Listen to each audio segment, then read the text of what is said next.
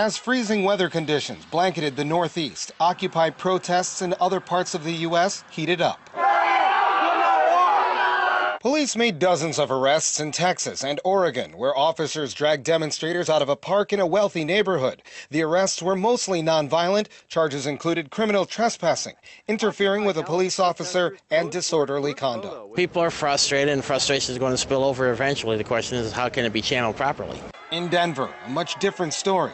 Police sprayed mace, fired pepper balls, and rubber bullets after investigators say officers were assaulted by protesters at Colorado's Occupy Denver protest. Well, we've all seen how the police use tear gas and other weapons to use against demonstrators in Oakland, and as we're talking now, you know, there's word coming out that they're breaking up the one down in Richmond, Virginia. In D.C., protesters occupying McPherson Square reacted to the recent spate of tensions between protesters and police. Well, we think that basically that the government, and particularly local governments, are trying to repress the movement that we're building, which is basically trying to educate people at this point. Weekly actions are common for these stalwart demonstrators. Many of the actions happen in front of banks. Arrests have been less than 5 for this group. Despite growing tensions between Occupy protesters and police in other parts of the country, Occupy DC has been nonviolent and peaceful.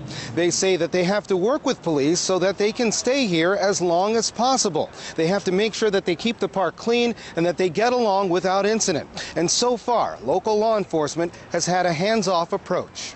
Demonstrators say the reason they take a more peaceful approach is because they're motivated by a higher cause. But if you ask them if they would risk arrest, many of them here say yes. They say that their message has to be heard in the interests of the larger movement. If one of them touch me, the park police or the Metropolitan Police Department, if one of them touch me without any reason, I'm going to fight back. I'm going to defend myself, and I don't care. The official Occupy message is still being formed out of General Assembly meetings. This group says they hope to make a declaration within a month. Colin Campbell, Press TV, Washington.